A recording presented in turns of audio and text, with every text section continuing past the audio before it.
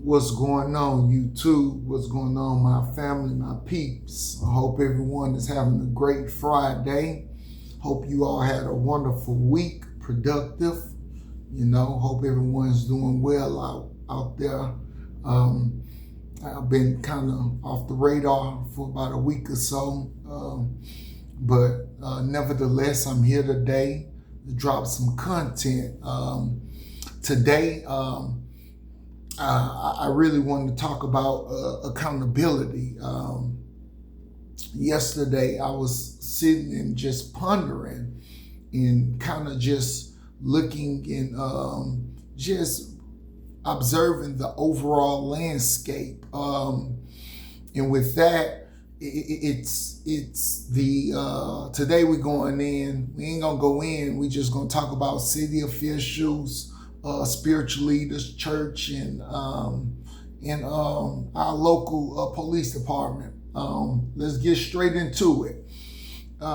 So typically, you're gonna see every 2 years or 4 years, but for the local and city and state level, you get all those signs, and these people come to the church and ask for your vote, and they'll promise you what they're gonna do to improve your district, your neighborhoods, and I won't say rile up, but encourage them, and and talk a good game to give our elders and the people in that community hope. Well, that's all fine and dandy, but what we need to really do is hold them accountable. Because yes, they are visible around voting time. A month before then, you can see them. They're jumping in and trying to rectify certain violence, apartments that's unsafe to live in. They're speaking out against them, which is great. But they're doing that around election time. We as a people have to hold them accountable through their entire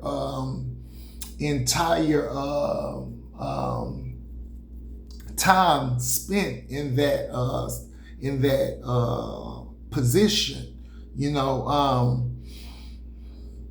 There are so many things. There are so many things that can be done. There are so many things that can be done that we don't really push the issue on. You got to remember, they work for us, And one thing, that excuse me. One thing about our people is we have a short-term memory. Thus, they just remember them coming to our local Baptist church and, missionary Baptist churches, and going through our neighborhood, Sunnyside, and all of that, and speaking the good game. But guess what? Once they elected in, you can't reach them. They're hard to contact. And that's unfair. They're basically not extorting, but they're basically selling us wolf tickets. We have to do better with making sure that they are aware and they are working diligently throughout their term. You understand? Just little old me, I've come with a strategic plan that I believe would be beneficial, but it's going to take more than one entity to see this through. I believe, got a phone call, excuse me for the phone call. I believe that if we collectively work together, I think that a lot of things would crime will never end, but I think that we can really make an impact in these neighborhoods that's poverty stricken or low income with my strategic plan. My main goal is to give a outing for our youth. Understand this: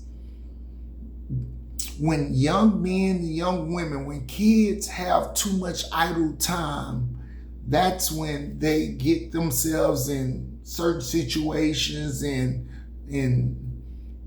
mingle with other young youth that's out doing wrong and that's not productive. I believe that, all these pastors that's preaching a good game, all these cities officials that's promising what they're going to clean up, city officials, myself, youth advocacies, and people with at-risk programs and mentors, and they got these programs. I believe that we need to come together collectively and build a safe space. And what I mean about build a safe space is a lot of these kids, once they're out of school, they got nothing but time. I grew up in a time when I was young. I can remember vividly in the summertime, there were programs that would pick us up in our neighborhood, and it would be several neighborhoods, poverty stricken, 3rd Ward, 4th Ward, 5th Ward, Clayton Home, Sunnyside. They would take us to camp for the summer and get us, away from our neighborhoods and teach us productive and great lessons and tools of being instilling what I would say good traits to make us a better people. We don't have that right now. So I do believe that although we can talk all the good talk we can talk that we're doing, I know a lot of preachers open their doors to try to come to a resolution. These kids are not hearing that. We must put action into play.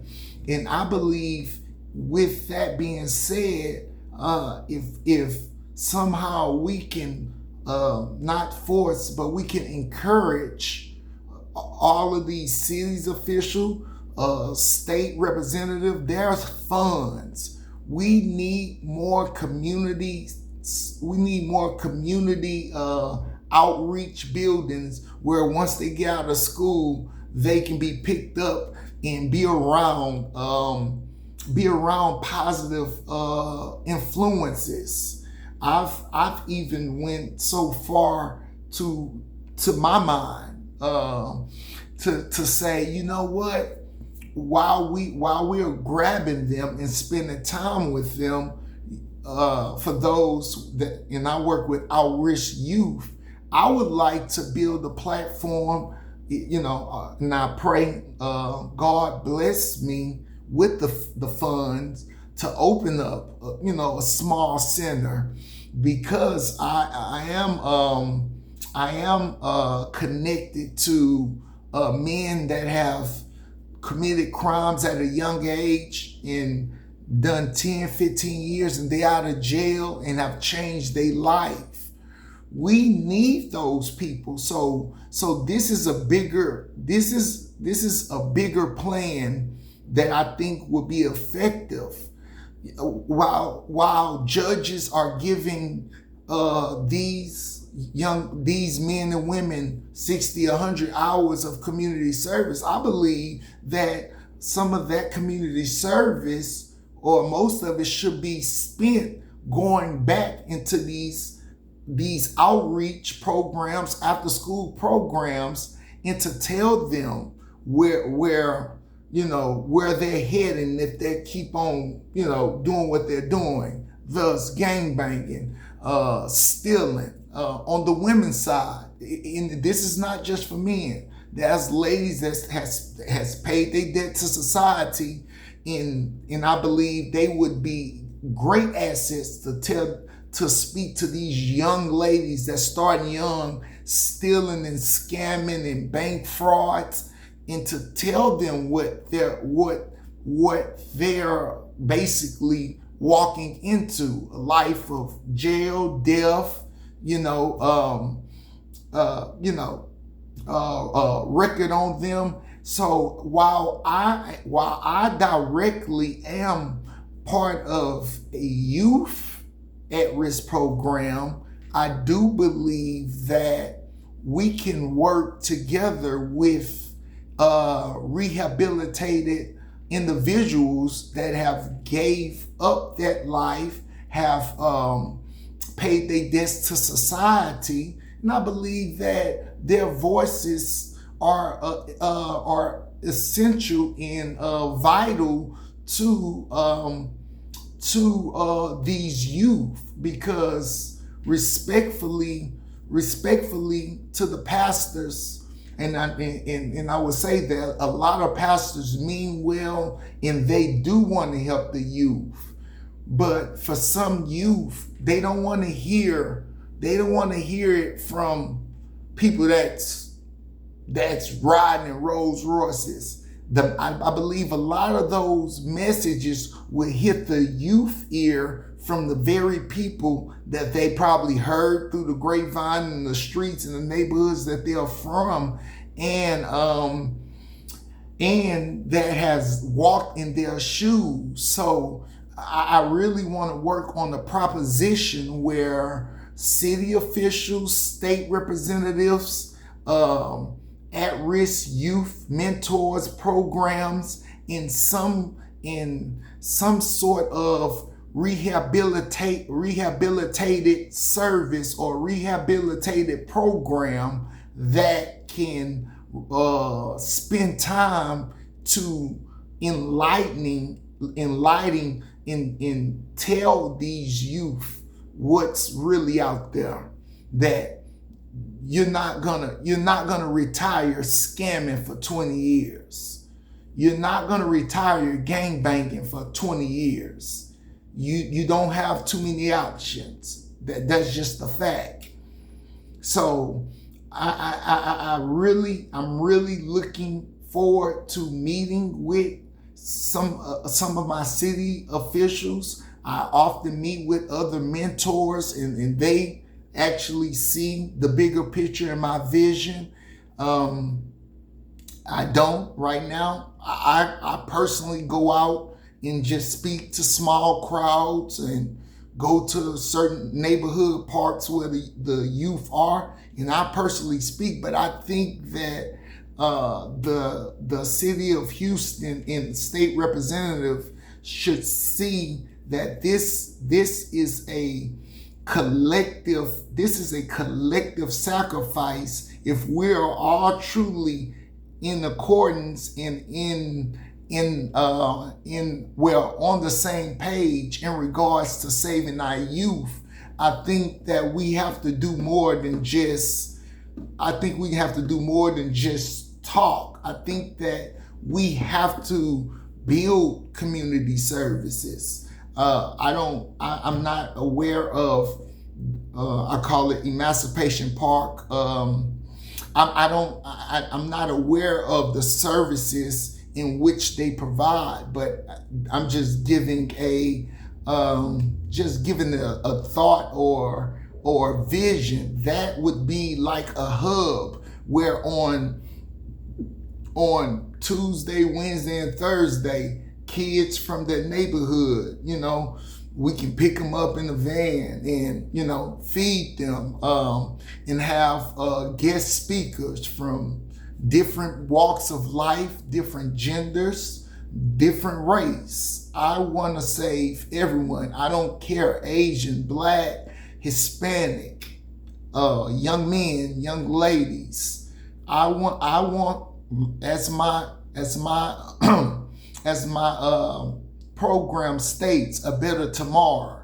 And I believe in order for us to have a better tomorrow, we must incorporate and instill greatness in them. A lot of these young kids are smart or brilliant, but they're I won't say trapped, but their living environment doesn't offer that vision. I've stated in my videos, I was a smart kid. Like, I was very smart. I wish I had accountants at 12 or 13, or not even accountants, but a lot of men that were doing productive things. Maybe my walk in life as I grew would have changed, but unfortunately the people that was around me was people that was, dealing drugs and, going back and forth to jail, which ultimately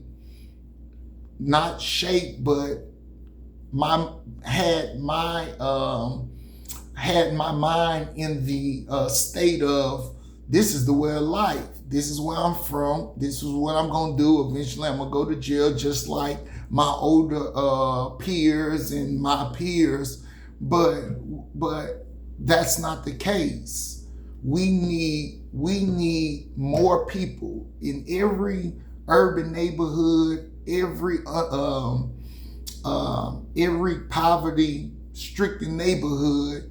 There are outliers. There are teachers that came out of that area, principals, RNs, healthcare workers, accountants, entrepreneurs, so many things. Police officers. I'm fortunate. I'm proud to say that we have several police officers that chose to go that route, and I applaud them. I'm not in the street, so I don't hold no street code. I applaud them because they know what we came up with. They know what the youth are against. That's something that's integral, that they can reach out and let them know. It's nothing wrong with being a police officer or a deputy. You're able to protect your neighborhood. Make sure you can pull a young brother to the side, because what I do know is, in our race, in our neighborhoods, our youth are typically will typically, not when I say work, I'm not talking about snitch, but would typically respect a police officer that looks like them, that came from their background, but chose to want and do better. So I won't make this video long, but I do believe that it's time that we start holding state officials, city councilmen, councilwomen, our spiritual leaders, hold them accountable. And again, yes, all of us can talk a good game. We need to start to put money behind our words. These kids does not have any outing. They have no safe space. A lot of these areas have no safe space for these kids to go to after school, on weekends. That's the more time they spend around positivity and in positive women and men and people that look like them, that have walked the path that they are intrigued or enthused about, and once those elders and those men and women tell them the harsh reality about that life, those things will resonate a lot more. But we have to come up with a collective plan that will provide youths other alternatives than to get out of school and be on the block or be in the neighborhood doing nothing with idle time until 10, 11 o'clock at night. I think we really have lost our way in that regards, but I think it's doable if all of us can come together and make this possible. I think this will really work. And like I said, it's going to take more than one. It's not just your at-risk programs, your youth programs. We need the help of spiritual leaders. We need the help of city officials. We need the help of state representatives, because when there's a mass war going back and forth, we can watch the news where someone's dying every day, and it's no secret. It's around the same neighborhood. So that'll tell you that some war or some misunderstanding going on. We need to stop getting on the news and expressing just how bad and senseless this is. And I'm more of a resort type of guy. Yes, I don't mind talking about the problem. Let's address the problem. But guess what? I want to spend more time on how do we fix this problem? Because we can talk all day about how kids not the same as they was in the 90s, 80s, 70s, 60s. We understand that these are a different breed, a different generation. We must adapt, and we must provide them all the resources that we possibly can to help and better them. Understand, these are 13, 14, 15-year-olds. They're minors. Let's catch them before they hit 18, 19, 20 and mess up their background and record. Yeah, I really believe that the plan that I have will be productive. I believe it's essential. I believe it would work, and I believe it's a good look when Democrats, Republic, I don't care about any party. I'm an independent person, so I make it clear I will work with a Republican or a Democrat for the better good of my youth. Anyone that has true and great and well intentions to better our neighborhoods and our city, I'm all for it. As I stated, just the last drop, I really do believe that the judges, and that goes to the city officials. Yeah, community service, you have them out there picking up trash. I believe those that has paid their debt to society and really changed, I believe that they are essential.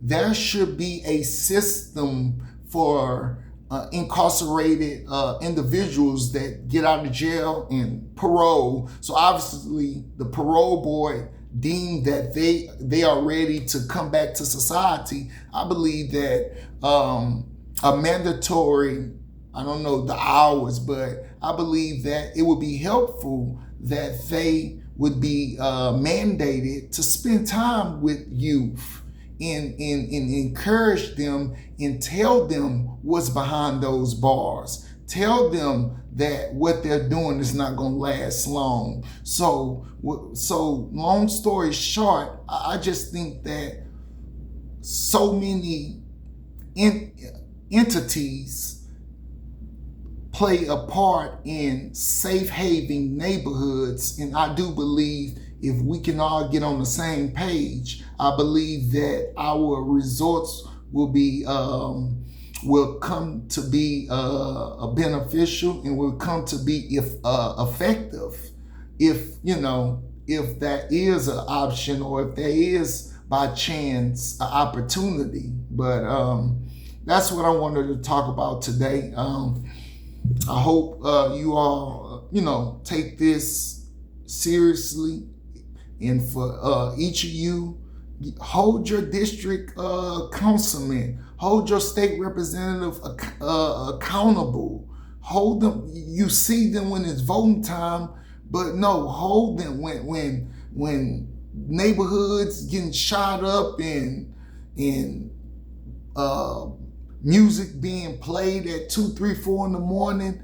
Call your city officials. People have to go to work. A lot of this has been going on for so long, and a lot hasn't changed. Now it's time for accountability. And it's just like a child. A child is going to only go as far as you allow them to. That's just point blank, period. So let's get these state representatives out their seat, get them out of Austin. Let's get the city officials out of the town hall and really make them work. And spiritual leaders, for them, I know you all can bake a good speech, but I do believe that there should be some type of youth advocacy, youth help, where certain programs could be sponsored, or certain spiritual leaders can work with the guys and the ladies that's trying to make a change on the ground. I don't have all the financial resources, but I believe collectively that we can make it happen. And this all in the sake of making a better tomorrow. So if you love your youth and then you preach that the youth is our future, let's invest in our future. Let's give them a safe zone. That's all I got for you all today. Let's make a better tomorrow. Have a great day, great weekend. God bless. See you on the next video.